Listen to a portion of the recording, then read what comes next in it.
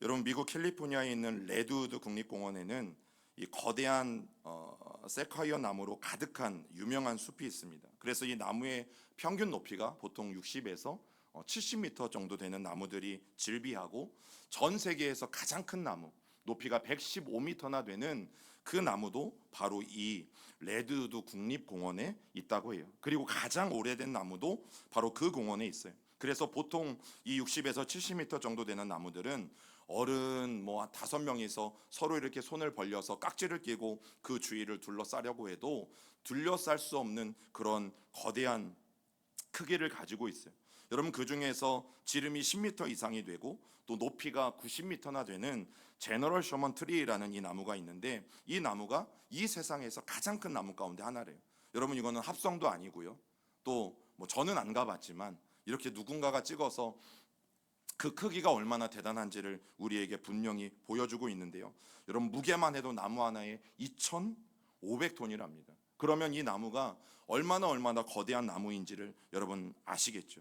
근데 그 둘레가 30m가 넘는 나무 아래로 저렇게 자동차가 지나가기도 하는 그런 놀라운 경관들을 볼 수 있는 곳이 여러분 바로 이 캘리포니아에 있는 레드우드 국립공원이라고 해요. 그런데 굉장히 흥미로운 사실은, 여러분, 높이가 60m, 70m가 되면 무엇도 견고해야 될까요? 뿌리예요. 그런데 여러분, 뿌리의 깊이가 고작 3, 4m밖에 되지 않는데요. 그 이유가 뭐냐면 저 바닥은 안반지대로 되어 있어서 나무의 뿌리가 바닥 깊숙이 파고들 수 없는 거죠. 그런데 이 레드우드 국립공원은 그 지역에서도 가장 높은 고산지대에 위치하고 있어요. 그래서 강한 강풍이 수시로 불어오는 곳이에요. 그리고 태풍이 들어닥치는 곳이에요. 그래서 그 국립공원 가운데 있는 나무들 중에 다른 종류의 나무들은요, 그 태풍에 넘어지기도 하고 또 그 태풍에 뿌리가 뽑혀서 날아가기도 하는 일들이 허다하대요. 그런데 여러분, 사진에 보시는 것처럼 이 거대한 레드우드 나무들은 높이가 60m, 70m가 되고 뿌리는 3, 4m밖에 되어지지 않는데 여러분, 뽑히지 않는 거예요. 어떻게 그런 일이 일어날 수 있을까? 너무나 궁금한 식물학자들이 조사하기 시작했어요. 그리고 그 결과가 뭔지 아세요?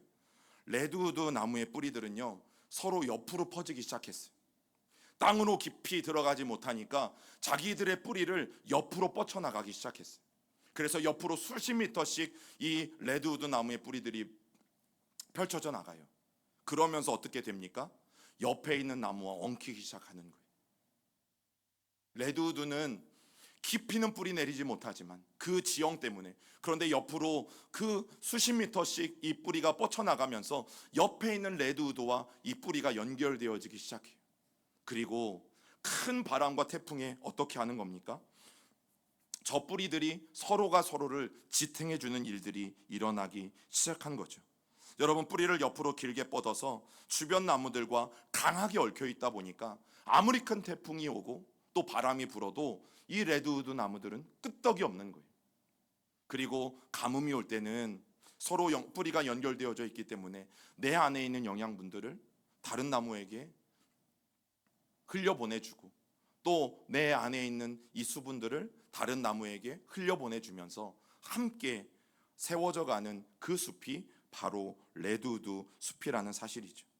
여러분, 거목을 지탱하는 힘은, 그리고 수천 년 동안이나 다른 나무들은 다 뽑혀나가고 다 날려가고 있는 그런 상황 속에서 레드우드들이 여전히 건재할 수 있었던 이유는요, 이것 때문이었어요. 서로 하나처럼 연결되어진 뿌리. 그래서 혼자서는 살 수 없는 레드우드, 더불어 살면서 그들은 거대한 숲을 이루면서 살아가고 있는 것이죠. 다른 나무들을 도와주는 것, 다른 말로 하면 다른 나무를 위해서 살 때 나도 살고 우리도 사는 놀라운 역사를 이 레드우드가 보여주고 있는 것입니다. 여러분, 이런 나무의 결속력은 저는 우리의 인생에 있어서도, 저와 여러분들의 신앙에 있어서도 매우 중요하다고 생각해요. 그래야 여러분, 진짜 견고한 신앙인으로 세워질 수 있어요. 나 혼자서 아무리 열심히 하고 나 혼자서 아무리 신앙생활을 잘해도 여러분, 우리는 레드우드 같을 수밖에 없어요. 그런데 그렇게 서 있는 이 나무를 넘어지지 않게 지탱해 주는 것은 다른 것이 아닌 옆에 있는 나무였다라는 사실이죠. 여러분, 그것은 우리의 신앙에 있어서도 너무너무 중요합니다. 여러분, 한 사람 한 사람은 얼마나 연약한지 몰라요. 그런데 그 한 사람 한 사람을 내 옆에 있는 누군가가 잡아주기 시작하면 우리는 나도 세워져 가고 옆에 있는 지체도 함께 세워져 가는 공동체라는 것을 비로소 느끼게 되어질 거예요. 여러분, 그래서 하나님은 아담만 창조하지 않았다라고 말씀하시잖아요. 아담은 남자예요. 그리고 하나님은 이 아담을 돕는 배필로 하와, 즉 여자를 창조하셔서 남자가 여자를 도움으로, 또 여자가 남자를 도움으로 함께 세워져 가는 그 가정이라는 것을 하나님은 첫 공동체로 우리에게 세워주신 것을 우리가 지난 시간에 함께 나누었었어요. 여러분, 인생의 경험이 부족하기도 하고 연륜도 짧고 또 정신적 뿌리를 깊이 내리지 못한 사람들이 의외로 많이 있어요. 그런데 사실은 모든 사람들이 다 그래요. 내가 혼자 하나님 앞에 잘 서 있는 것 같지만, 그러나 조금만 더 생각해 보면 얼마나 부족하고 연약한 존재라는 것을 여러분 느낄 수밖에 없습니다. 세상의 바람이나 유혹이나 고난의 폭풍은 결코 가벼운 것이 아니라는 것을 여러분들은 이미 경험해 봐서 아시잖아요. 그러나 서로가 서로를 채워주고, 보이진 않지만, 땅바닥에 있어서, 땅속에 있어서 보이진 않지만 서로가 서로에게 믿음과 사랑으로 이렇게 유대가 연결되어 있다면 여러분, 절대 우리도 쓰러지지 않게 되어질 것이에요. 여러분, 그래서 이 세카야 나무들처럼 우리가 단단하게 결속이 되어 있다면 여러분, 우리도 어떤 시련이 와도 절대 두렵지 않고 또 절대 무너져 내리지 않을 것이에요. 그래서 우리가 꼭 명심해야 될 게 뭐냐면, 여러분, 신앙생활에 독불장군은 없어요. 나 혼자 열심히 해서 신앙이 잘 자랄 수 있다? 나는 열심히 하니까 내 신앙은 잘 자랄 수 있다? 여러분, 그런 신앙의 독불장군은 절대 존재하지 않아요. 서로가 서로를 통해서 하나님은 배워가도록 우리를 공동체로 부르십니다. 서로가 서로에게 연약한 것들을 채워주고 보완해 주도록 하나님은 우리에게 공동체로 부르셨어요. 그래서 하나님은 남자도 창조하시고 여자도 창조하신 거예요. 여러분, 남자 혼자서만 혼자 잘 살 수 있다면 어쩌면 여자라는 존재는 필요 없을 수 있죠. 그런데 여러분, 남자라는 존재는 절대 혼자서 살 수 없어요. 그래서 하나님이 남자 혼자 있는 것이 좋지 않게 보였다라고 분명히 말씀하셨고, 여자라는 귀한 존재를 하나님께서 돕는 배필로 보내심으로 둘의 한 몸됨을 통해서 하나님은 온전한 가정을 세워가게 만들어 가신 거예요. 그래서 여러분, 최초의 공동체는 가정이고요. 그리고 하나님이 세우신 두 번째 아름다운 공동체는 교회예요. 그러면 여러분, 교회도 마찬가지예요. 옆에 있는 지체들, 우리 앞뒤에 계신 성도님들은 우리에게 정말 필요한 존재입니다. 저와 여러분들에게 꼭 있어야 되는 존재입니다. 그것이 오늘 이 레드우드 나무의 뿌리들을 통해서 우리에게 알려주는 귀한 교훈 가운데 하나예요. 이제 우리가 오랜만에 사사기를 다시 돌아왔는데, 여러분, 기드온이 모집한 군대는 처음에는 몇 명이었어요? 32,000명이었어요.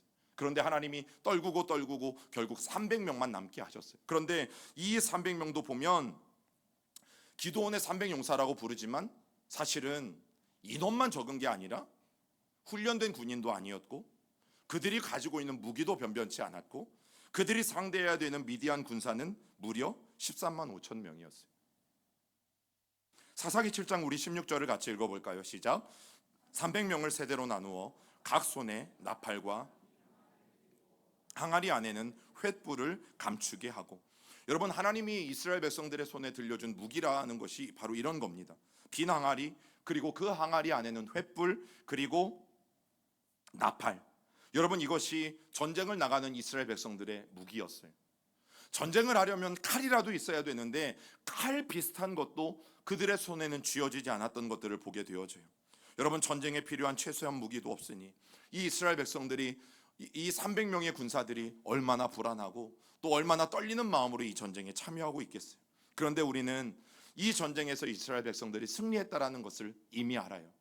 가만히 보면 그들이 한 것도 없는데 누가 승리하게 하십니까? 하나님이 승리하게 하세요. 여러분, 미디안 군사들이 자기들을 둘러싸고 있는 이 횃불과 나팔 소리를 듣고는 혼비백산에서 도망치기 시작했어요. 그리고 서로 자기들이 칼을 가지고 서로가 서로를 죽이는 어처구니 없는 일들이 일어나기 시작한 거죠. 여러분, 하나님께서는 기드온의 그 순종을 보시고 그 기드온의 순종에 따라서 이스라엘 백성들로 하여금 승리케 하는 놀라운 역사를 보여주고 계신 것이 13만 5천 명을 어떻게 300명으로 상대합니까? 불가능합니다. 예, 이거는 도무지 일어날 수 없는 일이었어요. 그런데 그 항아리와 횃불을 가지고 나팔을 들고서 싸웠던 이 이상한 전쟁은 하나님이 하신 전쟁이었기 때문에 여러분 결국 이스라엘 백성들은 놀라운 승리를 하게 되어져요. 여러분, 우리는 두 종류의 인생이 있어요. 내 인생을, 스스로의 인생을 자신의 인생이라고 생각하는 사람, 그리고 내 인생을 하나님의 인생이라고 생각하는 사람. 자신의 인생을 자신의 것으로 여기는 사람들은요, 기도하지 않아요. 스스로 모든 계획들을 자신이 다 준비합니다. 그리고 세상이 최고라고 여기는 것들을 찾아서 오늘도 열심히 애를 쓰고 열심히 그것들을 향해 달려가죠. 하지만 인생을 하나님이 주신 하나님의 인생이라고 여기는 사람은 오늘도 기도하죠. 매일매일 기도하죠. 내 문제든 내 앞날이든 내 두려움이든 모든 것들을 하나님 앞에 내려놓고 매일매일 기도하면서 주님 앞에 인생을 맡기고 나아가죠. 왜냐하면 내 인생이 아니라 하나님의 인생이기 때문인 것입니다. 여러분, 왜 매일 새벽에 나와 기도하고 또 아니면 하루에도 정해진 시간에 그 시간을 정해놓고 왜 우리가 기도해야 하는지, 왜 하나님 앞에 끊임없이 간구하고 하나님 앞에 탄원하고 우리의 어려움들을 하나님 앞에 토로하고 우리의 부족함들을 하나님 앞에 아뢰면서 왜 하나님을 매일매일 의지해야 하는지, 여러분 그 이유가 여기에 있어요. 내 인생은 내 인생이 아니라 하나님이 주신 인생이기 때문입니다. 여러분, 미디안 사람들이 요단강을 건너서 자기 땅으로 이제 도망치기 시작했어요. 그런데 기드온은 고삐를 늦추지 않아요. 그때 에브라임 지파에게 전령을 보내서 특별한 요청을 하게 되어지는데, 저 도망가는 미디안 사람들을 요단강에 이르는 길목을 막고 우리와 함께 싸우자라는 그 전령을 이제서야 보내게 되어져요. 이제야 에브라임 지파에게 전쟁에 참여할 것들을 요청하고 있는 거죠. 자, 우리 사사기 7장 25절도 읽어봅니다. 시작. 또 미디안의 두 방백 오렙과 스엡을 사로잡아 오렙은 오렙 바위에서 죽이고 스엡은 스엡 포도주 틀에서 죽이고 미디안을 추격하였고 오렙과 스엡의 머리를 요단강 건너편에서 기드온에게 가져왔더라. 여러분, 에브라임은 이 미디안 사람들의 지휘관이었던 오렙과 스엡을 잡았어요. 그런데 오늘 이 말씀에 보면 오렙은 오렙 바위, 즉 바위에서 죽이고 또 스엡은 포도주 틀에서 죽였다라고 성경은 말하고 있는데, 여러분 이 죽게 되어진 장소가 매우 상징적인 것을 우리는 알아요. 여러분, 얼마 전까지만 해도 이스라엘 백성들의 신세가 뭐였냐면 이 미디안 사람들이 수시로 들이닥쳐서 자기들의 농산물이든 자기들의 재산들을 약탈해 가니까 여러분 그들이 타작마당에서 밀을 타작하는 것이 아니라 몰래 저런 산속에 숨어서, 그것도 바위를 깎아서 여러분 저 포도주 즙을 짜는 저 틀 안에서 몰래 손으로 밀을 까불리면서 타작했던 것이죠. 여러분, 기드온도 그랬어요. 그런데 바로 저 바위, 바로 저 포도즙을 짜는 저 틀, 저곳에서 오렙과 스엡을 죽였다라는 사실은 이제 그동안 미디안 가운데 억눌려 있었던, 그리고 고통스럽게 생활했던 모든 억눌림과 고통으로부터 이스라엘 백성들이 자유케 되어졌다라는 것을 상징적으로 보여주는 표현이 바로 오늘 이 25절의 말씀이에요. 그런데 사사기 8장 1절에 보면 아직 전쟁이 끝나지 않았습니다. 그런데 이 에브라임 사람들과 기드온 사이에 다툼이 생겼어요. 무슨 다툼이냐면 에브라임 사람들이 화가 난 거예요. 왜? 전쟁을 하기도 전에 미리 우리들에게 알렸어야지, 미리 우리를 불렀어야지 왜 우리를 부르지 않았느냐고 그제서야 따지는 거죠. 여러분, 여기서 짚고 나갈 게 뭐냐면 이 기드온의 300용사로 추려진 사람들은 사실 4개 지파의 군인들입니다. 이스라엘의 전체 지파는 몇 지파예요? 12지파죠.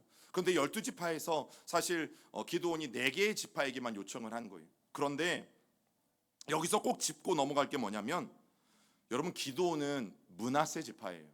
그런데 지금 어떤 지파가 불평불만을 하고 있는 거예요? 에브라임 지파. 므낫세와 에브라임은 어떤 관계입니까? 형제죠. 그래서 여러분 땅 분배 지도를 보면 므낫세와 에브라임 지파의 땅은 바로 옆에 붙어 있어요. 그리고 이 둘은 형제지간이에요. 여러분, 그런데도 기드온은 전쟁을 시작할 때 에브라임 지파에게 도움을 청하지 않은 거예요. 그리고 기드온은 에브람 사람들의 마음을 누그러뜨릴 요양으로 그렇게 말해요. 이번에 내가 한 일이 당신들이 한 일들과 비교할 수 없다. 우리가 한 일이 땅바닥에 떨어진 포도 하나를 줍는 일이라면 당신들은 저 넓은 밭에 모든 것을 추수한 것과 같은 공로를, 업적을 당신들은 세운 것이다. 하나님이 미디안의 우두머리 오렙과 스웹을 당신들의 손에 넘겨주었지 않느냐. 우리가 아무리 미디안 사람들 전체를 전쟁에서 이겼다 할지라도 이 오렙과 스웹, 이 우두머리들을 죽인 것만 못하다. 그러면서 이 에브라임 지파 사람들의 마음을 막 칭찬해주고 시작하고, 그리고 그들의 마음을 축혀 세우기 시작한 거죠. 여러분, 그렇게 에브라임의 마음을 달래고 나서 오늘 기드온은 고삐를 늦추지 않았어요. 기드온과 300명의 군사들은 요단강을 건너서 나머지 적들인 세바와 살문나라는 사람을 끝까지 계속해서 추적해요. 여러분, 그런데 우리가 생각해 볼 게 뭐냐면 단 300명의 군사들을 가지고 13만 5천 명과 전쟁을 했어요.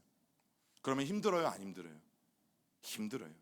그런데 이제 요단강을 건너서 이 세바와 살문나를 끝까지 쫓아가는 일들은 그럼 또 힘들어요, 안 힘들어요? 네, 힘듭니다. 여러분, 전쟁도 힘들었고요. 그리고 먹지 못하고 전쟁한 탓에 또 그들을 추적하는 것은 더 힘든 일이었어요. 요단강을 건너 지친 몸을 이끌고 적들을 추적해서 숫곳이라는 곳에 이르렀어요. 그리고 숫곳 사람들에게 부탁을 해요. 우리가 지금 전쟁으로 인해서, 그리고 적들을 쫓아오느라고 너무너무 굶주려 있다, 너무너무 허기져 있다, 배가 고프다, 우리에게 제발 빵을 좀 달라. 그랬더니 숫곳 사람들이 비아냥거리면서 빵을 주지 않아요. 그리고 거절하죠. 그렇게 거절을 당한 기드온이 배고픔을 머금고 다시 미디안 군사들을 추격하면서 이번에는 산지에 있는 브누엘이라는 곳에 가게 되어져요. 그리고 똑같이 브누엘 사람들에게도 제발 우리들에게 빵 좀 달라, 우리가 너무너무 배고프고 힘들다라고 말해요. 그런데 여러분, 이 브누엘 사람들도 똑같이 빵 한 조각도 기드온과 300명의 용사들에게 내어주지 않아요. 그런데 여러분, 그거 아세요? 이 숫곳과 브누엘은 바로 이스라엘 12지파 중에 하나였던 갓지파 사람들이 사는 곳이에요. 같은 이스라엘 족속인데 빵 한 조각을 요구했을 때 빵 한 조각도 주지 않습니다. 모세가 살아있을 때 르우벤 자손들과 갓 자손들은, 그리고 므낫세 중에 반지파 사람들은 절반은 가축과 재산이 너무너무 많았어요. 그래서 그들은 이 가축을 키우기에 적당한 땅을 찾아보다가 그들이 요단 동편을 선택을 해요. 그래서 모세에게 강력하게 우리가 가축도 많고 재산도 많으니 우리는 요단강을 건너가지 않고 여기에 살고 싶습니다. 그러니 제발 여기에 살게 해달라고 요청을 하고, 여러분, 그 요청에 모세가 응해서 그들은 요단강을 건너지 않고 요단 동편에 살게 되어졌던 거죠. 그런데 여러분, 꼭 기억해야 될 게 요단 동편의 땅은 가나안이 아니에요. 가나안과 가깝긴 하지만 그곳은 하나님이 약속하신 가나안 땅이 아니라는 것을 여러분, 우리는 분명하게 기억해야 돼요. 왜냐하면 그 하나님의 약속을 지키지 않은 것이 결국에는 문제를 일으켰기 때문이에요. 그런데 기드온이 빵을 달라고 부탁했을 때 왜 같은 민족인데, 여러분, 같은 이스라엘 사람인데 왜 빵 한 조각도 그들은 나누어 줄 마음이 없었는가? 여러분, 지도를 보면 가운데 하늘색이 요단강이고 오른쪽이 르우벤, 밑에서부터 르우벤, 그리고 중간에 보라색이 갓지파, 그리고 위쪽에 황토색이 므낫세 중에 절반이 살았던 땅이에요. 그런데 그 땅 오른쪽에는 여러분, 지도에 보시는 것처럼 어떤 이방 민족들이 살아요? 모압도 살고 암몬도 살고 아람도 살아요. 요단 동편의 땅들은 그렇게 이방 민족들과 경계를 맞대고 있는 땅이면서 저 지역이 왜 이렇게 유명한가 하면, 여러분, 고대 메소포타미아 지역, 즉 북쪽에 있는 지역과 남쪽에 있는 이 애굽, 이집트를 연결하던 도로인 왕의 도로가 있는 곳이 바로 저 지역이에요.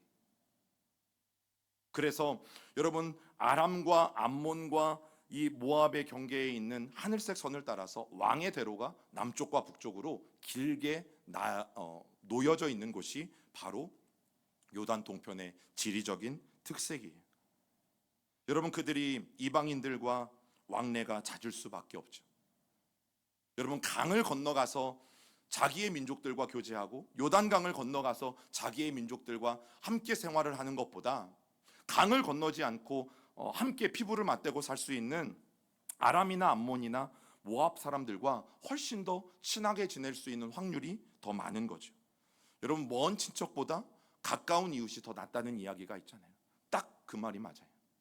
비록 우리 민족이고 같은 이스라엘 백성이긴 하지만 요단강에 가서 굳이 요단강을 건너서 굳이 교제하기보다는 그냥 우리들과 인접하고 있는 저 아람과 암몬과 모압과 교제하는 것들이 더 쉬웠어요. 근데 문제는 뭐예요? 그들이 가지고 있는 고유한 여호와 신앙. 오직 여호와 하나님만이 한 분이시요 오직 여호와 하나님만이 우리의 하나님이시라는 여러분 이 고유한 신앙을 바로 저 이방 사람들과 교제하면서 어떤 일들이 벌어져요?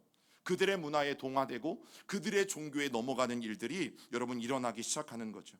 오히려 요단 동편에 있는 요단 서편에 있는 자기 민족들과 교제하는 것보다 요단 동편에 있는 수많은 이방 민족들과 교제하는 삶을 여러분 그들은 선택하기 시작했던 거예요. 그러면서 성경에 소개하는 이 기드온 가치파 사람들의 대화를 보면요, 가치파 사람들은 같은 민족보다는 오히려 거리가 가까운 미디안과 훨씬 더 가까웠다라는 것을 여러분 우리는 충분히 미루어서 짐작할 수 있어요. 그런데 가치파만이 아니라 루벤 지파도 그리고 므낫세 중에 절반 지파도 별반 다르지 않았다라는 거죠. 그러면서 점점 이 12지파의 결속력은 약해져 가고 있어요. 이 12지파의 공동체 정신은 어느새 사라져 가고 있는 거죠. 우리 사사기 8장 6절 7절을 함께 읽어봅니다. 숫곳의 방백들이 이르되 세바와 살문나의 손이 지금 내 손 안에 있다는 거냐? 어찌 우리가 내 군대에게 떡을 주겠느냐 하는지라. 기드온이 이르되 그러면 여호와께서 세바와 살문나를 내 손에 넘겨주신 후에 내가 들가시와 찔레로 너희 살을 찢으리라 하고. 여러분, 숫곳 사람들이 떡도 주지 않으면서 빵도 주지 않으면서 뭐라고 비아냥거렸냐면, 야, 세바와 살문나가 애냐? 네 손에 잡히게? 기드온아, 너 같은 사람의 손에 잡힐 여러분 그런 미디안 족속들이 아니야. 미디안 사람들이 얼마나 빠른데, 얼마나 강한데, 얼마나 뛰어난데 감히 니들의 손에 잡히겠어? 말도 안 돼. 여러분, 그러면서 떡 한 조각 주지 않은 거죠. 그런데 오늘 이 말씀에 보면 빵 한 조각 주지 않은 이 숫곳 사람들, 즉 가치파 사람들에게 기드온이 화가 났어요. 그리고 뭘 예고하는 거예요? 보복을 예고하는 거예요. 내가 세바와 살문나를 잡아다가 너희들 앞에 대령하면 너희들 그때 죽을 줄 알아. 너희들 그때 끝났어. 너희들 그때 내가 반드시 이 모욕과 수치를 내가 너희들에게 갚을 거야 라고 선언하는 거예요. 여러분, 결국 승리를 하고 돌아왔어요. 그리고 그 길에 숫곳과 브누엘 사람들에게 사로잡아온 이 세바와 살문나를 보여주면서 그들이 떠버렸던 말에 책임을 물어요. 그래서 숫곳 사람들을 징벌하고, 여러분, 징벌은 죽인 것이에요. 그리고 브누엘 사람들의 망대를 허물고 그 성읍 사람들 가운데 책임져야 할 사람들을 죽였습니다. 형제들끼리 공동체 안에서 끔찍한 살상이 벌어지고 있는 거죠. 그리고 그 자리에서 세바와 살문나도 죽였어요. 여러분, 오늘 사사기를 지금까지 함께 읽어오면서 여러분들은 어떤 느낌이 있으세요? 이제 우리가 뭐 전체를 다 읽진 않았지만 8장까지 읽어 내려오고 있어요. 그리고 오늘 이 말씀을 통해서 여러분들이 느끼는 마음은 뭐예요? 여러분, 이런 상황에서 우리는 보통 영웅들 편을 들어요. 영웅 편을 들어요. 기드온 편을 듣는 거죠. 모세 편을 들고 다윗 편을 들어요. 야, 형제가 위급할 때 도와주지 않았으니까 그들은 죽어도 싸. 어떻게 같은 지파인데 배고프다고 빵 한 조각 달라는데 빵 한 조각도 주지 않아? 그러니까 그들은 당연하게 그들의 잘못에 대한 징계를 받은 거예요. 여러분, 우리는 기드온 편을 든다니까요. 아니라고 말해도 소용없어요. 예, 그게 우리 인간적인 마음이에요. 그런데 여러분, 전쟁에 지친 동족들에게 빵 한 조각 주지 않은 가치파 사람들이나 빵 한 조각 주지 않았다고 그것에 화가 나서 돌아오는 길에 사륙을 일삼았던 기드온이나, 성경은 뭘 말해요?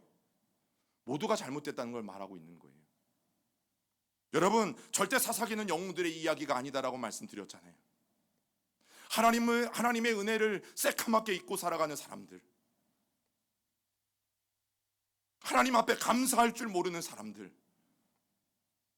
전쟁에 지친 동족들에게 빵 한 조각 나누어 주지 않은 숫곳이나 분노할 사람들이나, 그것 때문에 너무나 화가 나고 분이 나서 돌아오는 길에 자기의 동족을 살해한 기드온이나, 성경은 똑같이 잘못했음을 말해주고 있는 거예요. 여러분, 오늘 본문이 우리에게 말하려고 하는 것이 바로 그것입니다.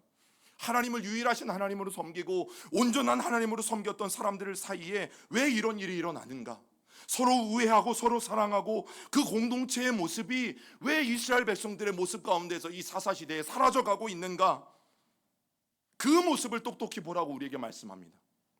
오늘날 이 땅의 교회야, 오늘날 이 땅의 성도들아, 너희들에게 오늘 이 모습이 있느냐? 너희들에게 그 공동체의 모습이 사라져가고 있는 것은 아니냐? 여러분, 하나님은 오늘 우리에게도 묻고 계시는 것이죠. 그 모습을 보시면서 하나님이 안타까워하고 계신 거예요. 여러분, 자녀를 키워보신 분들은 아시겠지만 여러분들의 자녀들이 형제 자매가 서로 우애하면서 안 싸우고 자랐으면 좋겠어요? 아니면 맨날 치고받고 싸우고 자랐으면 좋겠어요? 안 물어봐도 뻔하잖아요. 여러분, 하나님 아버지가 이 땅을 바라보시고 이 12지파를 바라보실 때 이 12지파가 서로 으르렁대고 죽이고 죽이는 일들을 반복하는 모습을 보시는 게 좋겠어요? 아니면 이런 위기가 닥쳤을 때 빵 한 조각 나누어 주고 같이 전쟁에 참여하고 같이 서로가 서로를 엉켜가면서 하나님의 나라를 함께 세워가는 것을 하나님이 원하셨겠어요? 여러분, 그래서 하나님의 자녀들은 이러면 안 돼요. 하나님의 자녀들은, 하나님의 세우신 이 공동체는 여러분, 그래서 무너져 내려가면 안 돼요. 사사기를 지나면서 하나님의 선민이었던 이 12지파의 공동체, 어떻게 이런 공동체가 허무하게 무너져 내려갈 수밖에 없었는가? 여러분, 그 안타까운 실상을 오늘 말씀이 우리에게 보여줍니다. 모두가 하나 되어서 하나님을 섬기던 이상적인 시대는 말 그대로 이제는 이상적인 것이 되었고, 점점 그들의 삶에서는, 현실에서는 찾아볼 수 없게 되어진 거죠. 여러분, 하나님이 가장 최초로 만드신 가장 작은 공동체는 가정이에요. 그리고 또 하나의 공동체는 교회예요. 그런데 이 세상 어디에도 가정과 교회 말고는 사실 공동체라고 부를 수 있는 곳이 없어요. 여러분, 사람들이 많이 모인 곳이 있는데요, 하나는 공동체라고 불리고요, 하나는 집단이라고 불려요. 왜 똑같이 수십 명, 수백 명이 모여 있는데 한 군데는 공동체라고 부르고 한 군데는 집단이라고 부를까?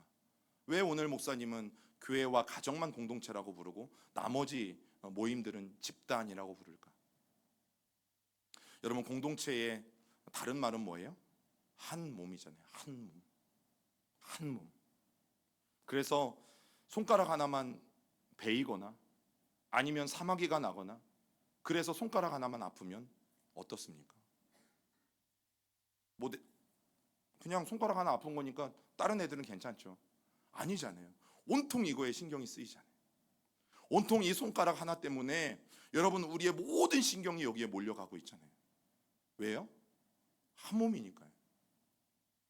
여러분, 집안에서 아이가 아프거나 아니면 가족 중에 한 사람이 아파요. 그러면 가족들이 하루 종일 밖에 나가서 여러분들이 공부하고 생활하실 때 마음이 편해요? 왜 안 편해요? 내 몸이 아픈 것도 아닌데? 내 아들이 아픈 건데 왜 안 편해요? 우리 엄마 아빠가 아픈 건데 왜 오기나 왜 안 편해? 내 몸이 아픈 것도 아닌데? 한 몸이니까요. 여러분, 그게 한 몸이에요. 그리고 또 가정 안에 기쁜 일이 생기면 내 새끼가 잘 되면 엄마 아빠가 기쁘고 우리 형제들이 기쁘고. 왜요? 한 몸이니까요. 그래서 하나님이 지금 우리에게 그런 물음을 물으시는 거예요. 우리가 33년의 시온교회 역사가 결코 짧지 않아요. 근데 하나님이 뭘 물으세요? 하나님이 허락하신 우리의 공동체는 안전합니까? 우리는 모두가 하나 되기에 정말 힘쓰고 있습니까? 아니면 공동체가 분열되는 것에 힘쓰고 있습니까? 나와 잘 맞고 나에게 잘해주는 사람만 사랑하고 있습니까? 아니면 어려워도 모든 사람을 사랑하기 위해서 나는 오늘도 애쓰고 노력하고 있습니까? 당연히 나를 위해서 기도하지만 다른 성도들을 위해서 내가 정말 나를 위해 기도하는 것만큼 똑같은 감정과 에너지로 기도하고 있습니까? 나를 돕지 않고 나를 불합리하게 대하는 이들을 나는 보복하길 원하는가? 아니면 한 번 더 용서하고 그들과도 함께 더불어서 이 공동체 안에서 살아가길 원하십니까? 여러분, 하나님이 오늘 우리에게 묻고 계신 거죠. 우리는 레드우드가 우리에게 주는 교훈을 명심해야 돼요. 그들이 거목이 될 수 있었던 것, 거목이 되었음에도 불구하고 태풍과 강풍에 그들이 뽑히지 않을 수 있었던 것, 절대 혼자 힘으로 될 수 있는 것이 아니었죠. 옆에 있는 나무의 뿌리들과 강력하게 엉켜져 있고 결속되어져 있기 때문에, 그렇기 때문에 이 60m, 70m가 넘는 나무들이 어떤 시련과 바람에도 뽑히지 않고 넘어지지 않을 수 있었던 것이죠. 여러분, 전도서 4장 11절 12절이 우리에게 말해줍니다. 읽어봅니다. 또 두 사람이 함께 누우면 따뜻하거니와 한 사람이면 어찌 따뜻하랴.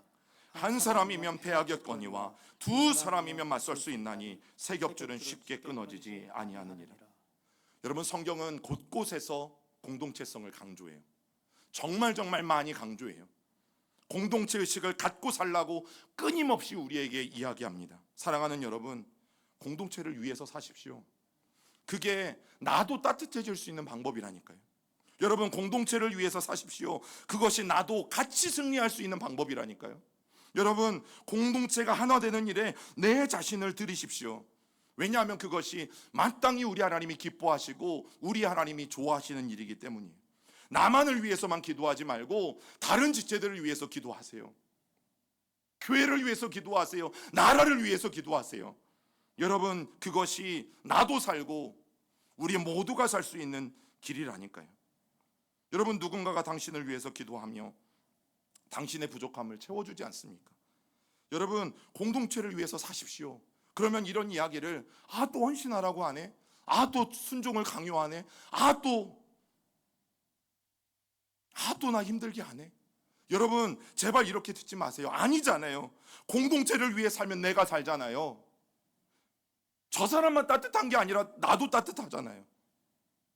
한 사람이면 전쟁에서 패하지만 두 사람이면 맞설 수 있고 세 사람이면 그것이 쉽게 끊어지지 않잖아요. 여러분, 생각의 전환이 필요한 거죠. 생각의 전환이 필요합니다. 공동체를 위해 살라는 말은요, 희생하라는 말이 아닌 거죠. 공동체를 위해 살라는 말은요, 절대 너의 모든 것을 다해서 갈아 넣으라는 말도 아니에요. 공동체를 위해 살라는 말은 그래야 네가 살 수 있다는 하나님의 말씀이에요. 여러분, 공동체를 위해서 살 때 내가 살아요. 공동체를 위해 살 때 내가 따뜻해지고 공동체를 위해 살 때 내가 이기게 되어져요. 그래서 하나님은 공동체를 위해 사는 것은 나도 살고 우리 모두가 살아갈 수 있는 정말 중요한 하나님의 진리인 것을 우리에게 말씀해 주고 계신 거예요. 여러분, 우리 교회는 집단이 아니라 공동체예요. 집단과 공동체의 차이만 말씀드리고 오늘 말씀을 마칠게요. 여러분, 집단은요, 사람들이 모여 있는 건 똑같아요. 그런데 자기의 이익을 위해서 모여 있는 사람들이에요. 그래서 내 이익이 관철되어지지 않고 내 주장이나 내 이야기가 먹혀 들어가지 않으면 그 사람은 그 집단에서 나와서 다른 곳, 내 이야기를 들어줄 만한 다른 곳으로 옮겨가게 되어져요. 여러분, 그런데 보세요. 공동체는, 즉 가정을 생각해 보세요. 내 아기가 아픈데 그 아기를 내버려 두고 엄마 아빠가 자기 일들만 합니까? 서로 의견이 맞지 않는다고 해서 그 집을 나와서 옆집 아저씨에게 내가 오늘부터 당신을 아버지라 부르겠습니다, 나를 좀 키워주십시오 합니까? 아니죠. 여러분, 공동체는 아파도 그래서 그 안에서 같이 아프고 힘들어도 그래서 그 안에서 같이 힘들고, 그러나 우리가 끊임없이 한 아버지 하나님을 모시고 살아가는 하나님의 백성으로 그 뿌리들이 끈끈하게 결속이 되어져 있어서 어떻게든 상대방도 넘어지지 않게 만들고 또 어떻게든 나도 넘어지지 않게 만드는 바로 그 모임을 공동체라고 말해요. 그래서 집단은 있다가도 뿔뿔이 흩어지고 또 해산되어져 버릴 수밖에 없지만, 여러분, 공동체는 끝까지 남아서 하나님의 사명을 감당할 수 있게 돼요. 저는 우리 시온교회가 정말 하나님이 원하시는 그런 공동체가 될 줄 믿습니다. 그리고 우리의 소망은 서로 함께 끈끈하게 연결되어져서 이 공동체를 건강하게 만들어 가는 거예요. 저는 그런 비전을 좀 갖길 원합니다. 여러분, 분명히 말씀드리지만 저는 숫자 노름을 하지 않을 것이고 또 숫자에 연연하지 않을 것이고 그 숫자들을 가지고 여러분들을 닥달하거나 푸시하지도 않을 것이고, 그러나 하나님이 말씀하시는 것들, 공동체를 위해 헌신하라고 말씀하실 때 우리는 그 말씀을 기억하면서 어떻게 하면 우리가 하나님이 말씀하시는 그 온전한 공동체, 건강한 공동체, 행복한 공동체를 세워갈 수 있을까? 끊임없이 여러분 이것들을 고민하면서 저는 우리 모두가 함께 하나님의 나라를 세워가게 될 줄 믿습니다. 여러분, 그 거룩한 꿈들을 가지고 우리가 함께 또 이 한 주간을 살아갈 수 있길 부탁을 드립니다.